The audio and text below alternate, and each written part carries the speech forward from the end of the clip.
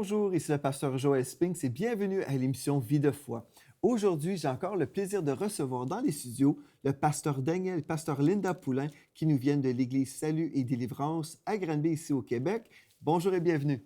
Bonjour, merci de nous recevoir à nouveau. Gloire à Dieu, je suis Bonjour, vraiment pasteur. content de vous recevoir. On va passer du bon temps. Hier, on a parlé, et depuis même le début de cette semaine, nous avons parlé de la Sunamite et Élisée, le prophète de Dieu. Oui, Et on parle cette semaine de ce rêve qui est peut-être là, mais qu'on n'ose pas trop croire. Et toute cette semaine, on est en train d'exhorter nos frères et nos sœurs à la maison que c'est le temps de rêver à nouveau. oui.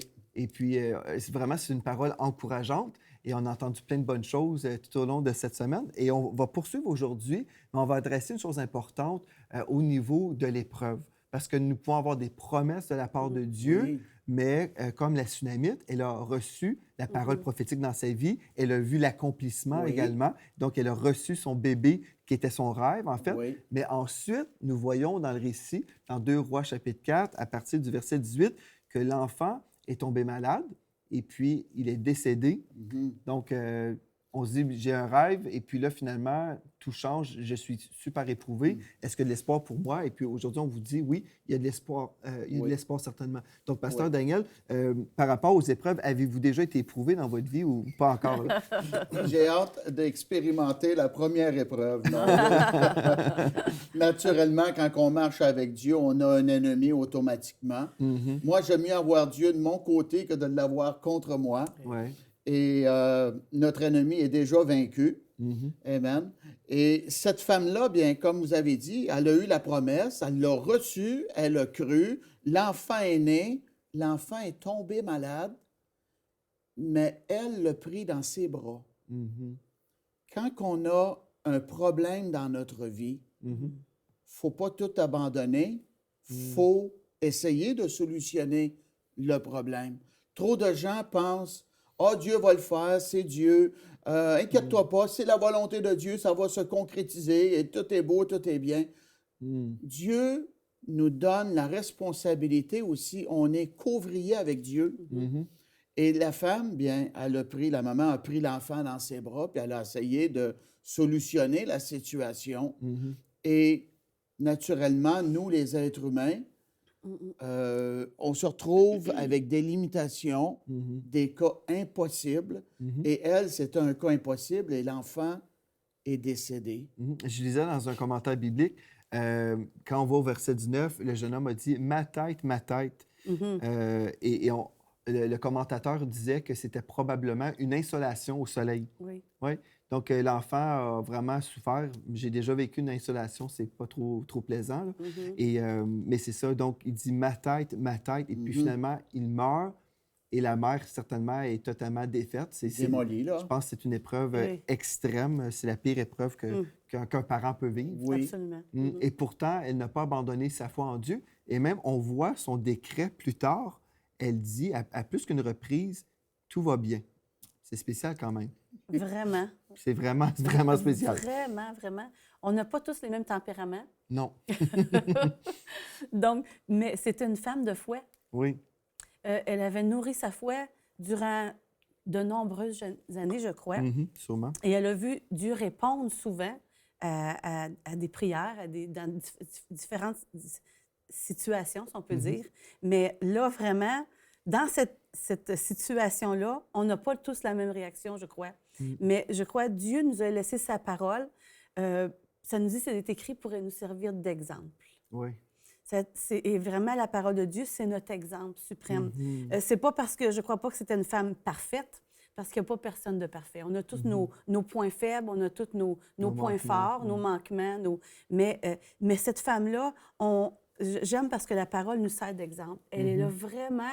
Dieu est là vraiment pour nous encourager. Il est toujours là pour nous édifier, pour nous bâtir, pour nous bénir. Il y a toujours de l'espoir avec Dieu, même quand il Oui. ne semble plus en avoir. Oui. Oui. Et c'est ça la parole de Dieu qu'elle fait dans notre vie. Elle nous donne l'espoir où il ne semble plus en avoir, parce que ces choses ont été écrites pour nous servir d'exemple. Donc, on peut voir que Dieu est intervenu et parce qu'il avait donné la promesse, premièrement. Je crois que quand Dieu nous donne quelque chose, il ne veut pas nous l'enlever. Après, dire « Ah, ça me tente de t'envoyer une épreuve. Non, Dieu n'est pas un mauvais papa, il est un bon père, Oui. vraiment. Et puis, je suis bénie parce que la parole de Dieu, elle nous enseigne à lui faire confiance. Elle nous enseigne à nous tourner vers lui. Quand on prend la parole et qu'on se remplit de cette parole-là, on vit une épreuve et surnaturellement, la parole, c'est surnaturel. Ça nous relève, vraiment. Et je crois qu'elle s'est accrochée aux paroles Oui. de l'homme de Dieu Oui. qui lui avait dit avant. Avant. Quand il lui a dit, l'année prochaine, tu vas avoir un enfant. Oui. Et puis elle a dit, ne me trompe pas. Et je crois qu'elle s'est accrochée aux promesses de Dieu, que Dieu ne la Amen. tromperait pas en venant enlever son enfant de cette façon-là. ça. Elle s'est vraiment... On sait que le diable vient pour voler, égorger et détruire, mais Jésus est venu nous donner la vie et la vie en abondance. Oui. Donc, Dieu peut nous faire un beau cadeau, mais le diable, lui, il veut nous voler. N'est-ce pas? Il veut toujours venir nous voler. Et puis, moi, je comprends l'état du cœur de cette mère-là. Au verset 28, dans 2 Rois 4, au verset 28, il est écrit, alors elle dit, « Ai-je demandé un fils à mon Seigneur? N'ai-je pas dit, ne me trompe pas? Parce que là, elle était un peu découragée. T'as une Oui, déception, là. C'est une déception majeure. absolument, Là. Bon, j'ai absolument. l'exaucement, mon rêve, mais finalement, c'est un cauchemar. Là. Finalement, c'est horrible de vivre ça. Mais pourtant, Dieu avait une provision qui est passée par son serviteur, le saint homme de Dieu. Et puis, elle a continué à croire Dieu, puis elle est revenue vers cet homme-là qui avait encore une fois la foi dans la puissance de Dieu. Moi, qu'est-ce que j'aime de cette dame? C'est que dans l'adversité, comme Linda a parlé, elle croyait Dieu pareil. Elle a dit, tout va bien. Hey, déjà, je ne comprenais pas. Et j'ai dit qu'elle était une menteuse. Tout va bien. Tu viens de perdre ton enfant, tout va bien. Hey, toi, là. Non. Parce qu'elle avait sa confiance en Dieu, que tout ce qu'elle vivait était dans le plan parfait de Dieu. Et on a besoin d'être emmené à ce niveau-là. Il y a des gens qui vont perdre leur emploi, ils vont avoir une crise familiale, situation financière, une maladie. C'est un blocage qui arrive dans leur vie, une grande déception, un imprévu. Et même si ça semble être une situation qui est morte, que c'est fini, je suis heureux de vous annoncer que dans le plan de Dieu, Dieu savait tout cela avant même que ça se produise. Oui. Et les projets de paix et non de malheur et le succès que Dieu avait d'orchestrer, prévu pour vous, ne changent nullement. La bénédiction de Dieu ne s'est pas arrêtée. Dieu n'a pas dit son dernier mot. Il y a une deuxième touche. Amen. Alléluia. On sait que dans Romains 8, 28, quand on lit dans le contexte, quand nous prions en esprit, nous prions, admettons, il y a des obstacles, l'ennemi vient, nous attaque, veut c'est nous bon voler, signe. nous égorger, il veut nous détruire. Mais là, la parole de Dieu nous dit, si nous prions en esprit, et là, toutes choses vont concourir à notre bien. Parce que Dieu connaît notre situation. Oui. Il connaît Absolument. exactement ce que nous traversons. Et là, comme nous prions en esprit, Dieu prend les choses négatives que le diable voulait prendre contre nous pour nous détruire, et puis il transforme cette chose-là qui devient, en fait, un tremplin dans la bénédiction. Yes. C'est merveilleux, ça. Mais il y a une condition. On ne peut pas simplement citer toutes choses concourent au bien de ceux qui aiment Dieu. Parce qu'il y a des gens qui vont citer hors contexte. Le contexte implique la prière en esprit. Si je ne prie pas, là, et puis j'ai un accident d'auto, ça ne concourt pas à mon bien. J'ai peut-être une voiture qui est détruite, peut-être j'ai une jambe J'espère que cassée. t'as une police qui pardonne. Non, mais vous comprenez, il y a des gens qui vont citer ça gratuitement comme ça. On applique ça à toutes les sauces. Non, c'est faux, ça. C'est, le contexte est important. Si nous prions, nous sommes des gens de prière, cette chose terrible qui arrive, bien, si je prie, Dieu va transformer cette chose-là. Si je ne prie pas, le diable va continuer à détruire. Mais je pense des fois, on est passif aussi. Hein. Dans le corps de Christ, nous avons une épreuve. Ah, bien, Seigneur, oui, il y a le plan de Dieu, mais dans le plan de Dieu, il a prévu qu'on était pour prier. Oui, n'est-ce pas? oui, Eh, mais on a des armes, Demandez, vous recevrez. on a des armes défensives, mais on a des armes offensives aussi. Aussi, oui. Donc, la parole de Dieu, c'est une arme offensive aussi. Et puis, les armes avec lesquelles on combat ne sont pas charnelles, la Bible nous dit, mais elles sont puissantes par la vertu de Dieu pour renverser. Donc, il y a des attaques qui viennent dans nos vies. Et je crois que cette femme-là, c'est un exemple pour nous. Elle a vécu une attaque, elle a eu une promesse, l'ennemi a voulu venir voler, égorger, détruire, mais le chemin qu'elle a eu, vous savez, le 10 jours, on dit le temps. Qu'est-ce qu'elle a fait entre les deux? Mais je crois qu'elle priait. Je crois qu'elle s'est tournée vers Dieu. Je crois qu'elle s'attendait aux promesses de Dieu. Elle a, un peu comme, vous savez, on dit ruminer, ruminer plutôt, ruminer comme elle repassait dans son esprit. L'homme de Dieu m'a dit ça, l'homme de Dieu a fait ça, il est arrivé. Et c'est la façon, ça, ce sont des clés de victoire, ça, de la parole de Dieu, qu'on décrète la parole sur nos vies, on déclare les promesses de Dieu, ce que Dieu nous a dit, et Dieu intervient parce que c'est la foi. On se tourne vers Dieu dans la foi et Dieu honore la foi. Dieu honore pas nos pleurs, c'est pas, nos sentiments, nos émotions. Non, Dieu, ça nous dit qu'il honore la foi. Et je crois que cette femme-là avait la foi. C'est pour ça qu'elle s'est tournée vers l'homme de Dieu. Elle s'est pas tournée vers son mari, vers les médecins ou vers peu importe. Elle s'est tournée vers l'homme de Dieu, l'homme qui lui avait amené la promesse et par lequel elle a connu Dieu. Parce qu'elle a appris à connaître Dieu à travers toutes ces circonstances-là qu'elle a vécues avec cet homme de Dieu-là. C'est ça, absolument. Dieu nous place dans des positions pour développer notre foi. Ça, c'est très important à se rappeler. On peut penser à Saül avec l'armée des Philistins, Goliath qui sortait lui faire peur, puis l'armée également. Saül n'a pas avancé pour aller combattre Goliath. Goliath représente un esprit de peur, d'intimidité, qui nous paralyse dans notre marche avec Dieu. Mais David, un berger, on sait l'histoire, il est allé à l'école biblique de Dieu. Dieu a développé sa foi avec le lion et l'ours.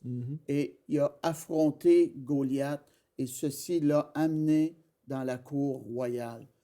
L'épreuve, la difficulté qu'on rencontre dans notre vie, si elle est très grosse, c'est parce qu'il va y avoir une grosse promotion qui va entrer dans notre vie. C'est tellement puissant. On va compter, on va regarder un bâtiment et on va dire il y a 33 étages.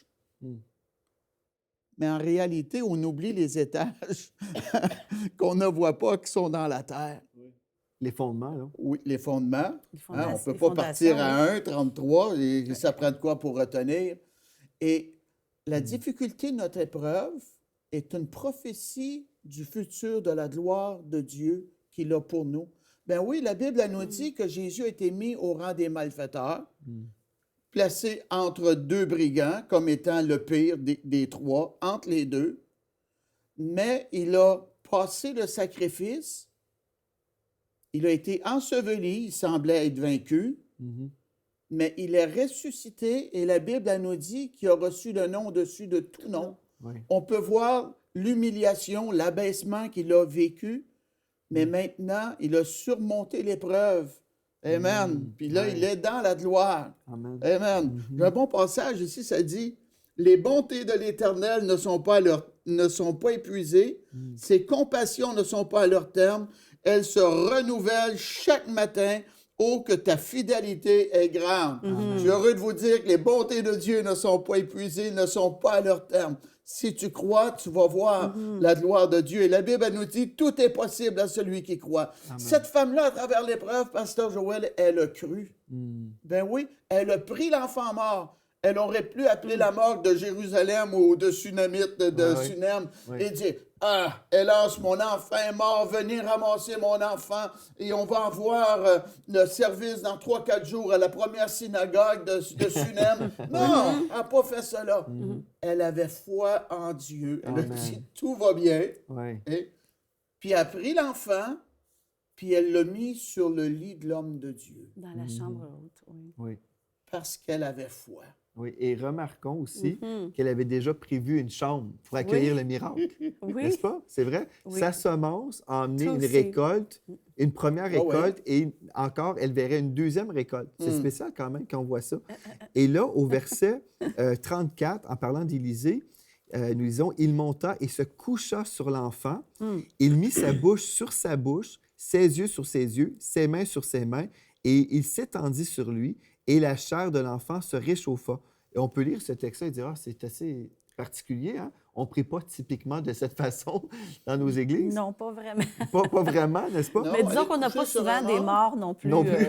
dans Mais l'Église. c'est assez particulier. Mhm. Mais ici, je lisais un commentaire biblique, justement, et encore une fois, ici, on peut voir une illustration que Dieu est descendu vers l'homme, et puis il s'est identifié vraiment à l'homme. Jésus, il s'est vraiment identifié à nous. Mm. Et c'est un type de l'œuvre du Seigneur Jésus qui s'est abaissé, qui est venu Mm. vers nous.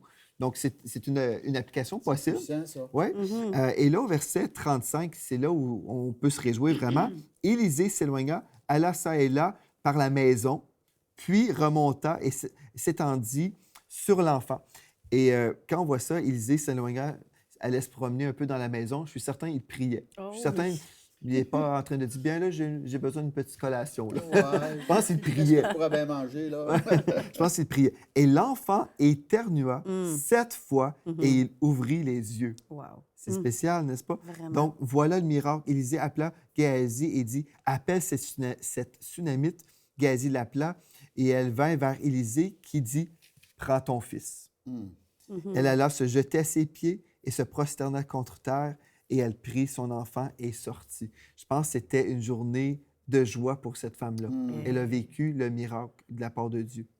C'est merveilleux. Après l'épreuve de la foi, Oui, il y a la victoire. il y a la victoire. Oui. Ouais. Dieu a des promesses et puis il a exaucé la foi de cette femme-là qui s'est tournée Mm. vers lui.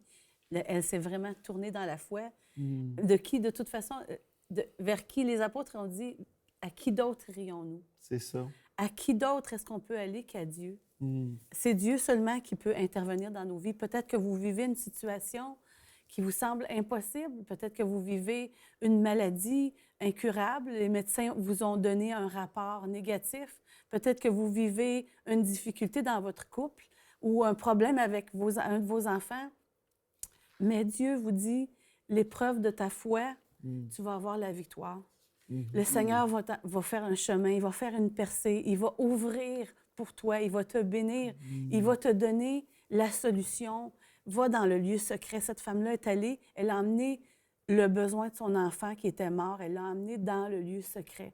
Elle est allée dans la présence de Dieu. Elle est allée là où ça a été, là où sa bénédiction est venue, vraiment, parce qu'elle a commencé en donnant à Dieu. Et là, elle a amené son enfant là, elle a donné à Dieu son enfant, je crois, et elle s'est tournée vers Dieu, et Dieu a récompensé sa foi. Amen. Amen. Il y a des gens qui peuvent dire, ah ben moi, je suis tellement éprouvé, on dirait que je n'ai pas la force de croire, on dirait que je n'ai pas la force de continuer à prier.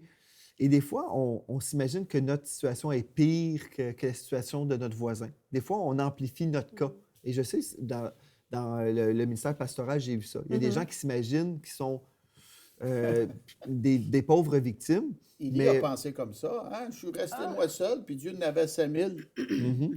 Donc, on sait, des fois, on peut s'imaginer, ah, je n'ai pas la force. Mais la réalité, c'est vrai, ça. On n'a pas la force. La force vient de Dieu. Elle vient Quand de je Dieu. suis faible, c'est alors que je deviens fort. Oui. Parce que c'est la force, la puissance de Dieu qu'on a besoin. Mhm. Mais si on croit, je n'ai plus le courage, et puis on abandonne, c'est certain, on n'aura pas de victoire. Et si on a une victoire, c'est parce qu'on a eu un combat, comme vous avez dit. Donc, c'est ça. Des fois, on veut avoir le témoignage, on veut avoir la victoire, mais on ne veut pas l'épreuve. Et c'est certain, personne n'aime l'épreuve. On n'aime pas l'épreuve. Personne. Mais nous voulons le témoignage. Mais si on va avoir le témoignage, on doit passer à travers et on doit dire... Des fois, on ne comprend pas non plus. Des fois, on a des épreuves, on ne comprend rien, mais Dieu ne nous dit pas, écoute, si tu comprends tout, là, je vais te donner la victoire. Non, on peut trouver notre repos dans le Seigneur. Et aujourd'hui, je veux parler à ceux qui diraient peut-être, moi, je suis épuisé, j'ai du mal à avancer dans ma foi. Bien, il y a un texte dans la parole de Dieu qui va vraiment vous aider. Vous pouvez même prendre ce texte-là comme étant une exhortation de la part de Dieu pour vous aider dans votre combat de la foi. Dans Ésaïe 30 et au verset 15, nous lisons, « c'est dans la tranquillité et le repos que sera votre salut. C'est dans le calme et la confiance que sera votre force. Donc, Dieu ne veut pas qu'on s'inquiète, qu'on soit là perturbé, mais Dieu veut qu'on prenne du temps avec lui, Amen. qu'on soit dans le calme et la confiance. Et c'est là, dans notre temps avec lui, où la présence de Dieu vient et la force de Dieu, la puissance de Dieu vient sur nous. Et là, on peut avancer et on dit, bon, j'ai cette épreuve et j'ai passé peut-être 1 heure dans la prière et le problème est toujours là, aussi Oui. présent, Oui, absolument. mais la puissance de Dieu est avec moi. Et j'ai la foi que Dieu est avec moi là-dedans. Et là, je peux avancer dans la foi quand même, malgré les épreuves. Oui. L'ennemi, des fois, vient mettre des forteresses dans nos pensées. C'est un champ de bataille, nos pensées. Vraiment, c'est un champ de bataille. Et souvent, ça commence là. Ouais, Ça commence c'est souvent certain. dans nos pensées. Et puis, et un des mensonges qu'il vient nous dire, c'est que c'est au-delà de mes forces. Je ne peux pas. C'est trop pour C'est moi. ça. Et il nous répète ça, il met ça dans notre esprit. Il veut que nous, dans nos pensées, dans notre âme, nos émotions, il veut vraiment qu'on croie à ce mensonge-là. Pourtant, Dieu nous dit qu'il ne nous tentera pas au-delà de nos forces. C'est ça. Donc, qui allons-nous croire? Qui allez-vous croire? Est-ce qu'on va croire la parole ou est-ce qu'on va croire le mensonge de l'ennemi qui nous dit c'est trop? C'est trop ça. pour toi, tu peux pas, là. On vit des épreuves dans nos vies, on en vit tous des épreuves à différents niveaux. Dernièrement, tu sais, ma mère est allée avec le Seigneur et puis je l'ai trouvée à la maison et il a fallu que j'essaie de la ranimer. Mais on pense que c'est au-delà de nos forces des situations, mais Dieu nous donne la grâce. C'est ça. On a toujours la grâce. La grâce, on l'appelle, il y a un chant, c'est grâce infinie. Oui. Et c'est vrai que la grâce est infinie. Amen. On pense qu'on ne peut pas passer certaines épreuves, mais Dieu est là. Dieu est avec nous et Dieu nous donne la force de passer à travers. Amen. Et à cette femme-là, c'était vraiment une épreuve de foi, une grande épreuve. Oui. Et Dieu l'a accompagnée, Dieu lui a donné la victoire. Et une des choses aussi, on voit, c'était pas une femme dans la défaite où elle s'est laissée comme envahir Amen. En par dépression. des pensées de défaite, tout ça. Mais malgré la mort, là, tout va bien. Oui. Oui. Tout va bien. Oui. Quel Oui, décret de foi. Parce Absolument, qu'elle avait absolument. une foi là, Oui. inébranlable dans la parole de Dieu, puis dans la puissance de son Dieu. Si Dieu était capable de lui donner ce bébé, il était capable de ressusciter ce bébé. Mais j'avoue, c'est une foi assez impressionnante, n'est-ce Mais pas? je crois que c'est une foi fortifiée. Je crois Ouais. qu'elle nourrissait sa foi. On peut passer beaucoup de temps à faire beaucoup de choses, mais si on ne la passe pas dans la parole, on ne sera pas fortifié. Dieu veut qu'on soit fortifié dans notre foi, puis ça dépend de nous. Si on va se nourrir de la parole, si on va écouter des bonnes choses Ouais. qui vont faire quand l'épreuve va venir, qu'on va être capable de résister. Amen. Résister au diable parce qu'on va avoir veillé. La Bible nous dit veiller, prier. Et l'homme de Dieu, c'était tout un défi pour lui, là. Il ne s'attendait pas à cela, d'arriver dans sa chambre et l'enfant est là, disons. Nous, en tant qu'hommes de Dieu, il y a des défis que les gens s'attendent qu'on va relever. Ça nous prend la grâce de Dieu. Et l'homme de Dieu, bien, il a fermé la porte. Il voulait un peu de privé, là. Il voulait être privé avec Dieu. Et la Bible nous dit qu'il a prié. Je suis tellement béni, on ne prie pas un Dieu mort. Et qu'est-ce qui est arrivé? Dieu lui a donné la stratégie. Oui. Ça, c'est très important. Il s'est révélé à lui, il a donné la stratégie sur comment faire. Rappelons-nous aux noces de Cana. Hein? Marie a dit, « Ah, il n'y a plus de vin. » Jésus a dit, « Mon heure n'est pas venue encore. » Et qu'est-ce qui est arrivé? Il a donné la stratégie suite à ça. Remplissez d'eau les vases. Et qu'est-ce qui est arrivé? Il y a eu une transformation, un miracle qui s'est produit. Josué a eu la stratégie, fait le tour de la ville. Ouais. Hein? Dieu travaille avec des stratégies. Ouais. Et Mais il faut avoir la stratégie de Dieu pour nous. Oui. Parce que si on tourne autour d'un lit, cette fois, admettons, et Dieu ne nous a pas dit de tu vas faire être ça, étourdi. c'est ça. Non, mais c'est vrai. Parce que Oui. des fois, il y a des gens qui entendent des histoires comme ça, là. Ils disent, ah, ben là, je dois tourner autour Je vais de faire ma comme les ville. autres. Je vais faire On va comme les autres. imiter, finalement. Mais il faut recevoir de Dieu Oui. la stratégie de Dieu pour nous. Oui. Parce que Dieu a une stratégie pour notre propre vie. Oui. Si on emprunte la stratégie qui était pour quelqu'un d'autre, ça risque de ne pas fonctionner. Et qu'est-ce qui est arrivé? Il a cru à la stratégie que Dieu lui avait donnée, Oui. puis est allé se coucher sur l'enfant. Et ça prend de la foi faire ça, là. Oui. Ça prend du courage. Et la Bible, elle nous dit que l'enfant, son corps s'est réchauffé. Oui. Qu'est-ce qui est après se produire? Mhm. Dieu est après bâtir la foi de son serviteur. Mhm. Quand même mieux qu'autrefois. Oui, Même si ses yeux sont fermés, le corps s'est réchauffé. oui. On est-tu béni d'avoir un Dieu qui vient à notre niveau, Mhm. puis qui Oui. appuie notre foi? Oui. Amen. Oui. Et là, bien, qu'est-ce qui est arrivé? Il est descendu, puis Dieu lui a parlé à nouveau, une deuxième touche. Mhm. Dieu, il y a une deuxième touche pour notre vie. Mhm. Jésus a prié pour l'aveugle. Oui. Première fois, il dit, je vois les gens comme des arbres, Oui. dans Marc 8. Et après cela, Jésus a touché une deuxième fois, puis là, il voyait les gens pareil comme Jésus les voyait. Et on peut penser, la parole de Dieu nous enseigne, c'est très puissant dans Isaïe 61 et le verset 7 dans mon livre. Au lieu de votre opprobre, vous aurez une portion double. Amen. Au lieu de l'ignominie, ils seront joyeux de leur part. Ils posséderont ainsi le double dans leur pays et leur joie sera éternelle. Mhm. Job a eu la double touche de Dieu. Mhm. Il a été béni en double. On peut penser à Samson, cet homme-là qui a manqué, mais Dieu, il a invoqué Dieu et Dieu est venu. Il a tué plus d'ennemis dans une seule journée Oui. que durant toute sa vie. Il a eu le double dans sa vie. Oui. Amen. Donc, l'épreuve de notre foi n'est pas terminée avec un échec. Quand on a notre foi, notre confiance en Dieu, Dieu va intervenir, va renverser la situation selon sa volonté. Et quand on est éprouvé, on devient persévérant et notre patience est développée. Et puis, c'est le fruit de l'esprit aussi qui augmente de plus en plus Je dans sais nos à qui vies. j'ai cru, l'apôtre Paul a dit. Oui, absolument. Cette femme-là avait perdu son rêve au début. Elle n'avait plus de rêve. Oui. Et l'homme de Dieu a dit, tu vas avoir un enfant. Et Dieu l'a ressuscité son rêve. Elle a eu son enfant. Oui. Et là, son enfant meurt. Et là, il ressuscite. Oui.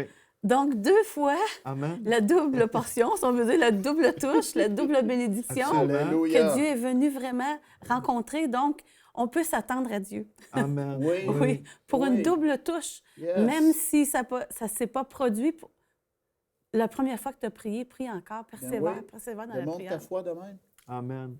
Donc, gloire à Dieu, je pense que si vous étiez découragé aujourd'hui, si vous avez bien écouté, bien, vous pouvez placer votre foi dans le Seigneur et vous Alléluia. attendre vraiment que le Seigneur va vous délivrer, que même si vous êtes dans le milieu d'une épreuve en ce moment, Oui. votre Dieu est plus grand que votre épreuve. Amen. Votre Dieu est tout-puissant, mais vous devez vous tourner vers lui et ne jamais renier votre foi dans le Seigneur, même si vous ne comprenez pas toutes choses. Cette femme-là, sûrement, ne comprenait pas, mais elle a continué à croire et elle a reçu sa percée et son miracle. Donc, gloire à Dieu pour cette émission bénie. On va poursuivre demain dans ce même sujet en parlant de votre rêve qui ressuscite maintenant au nom de Jésus.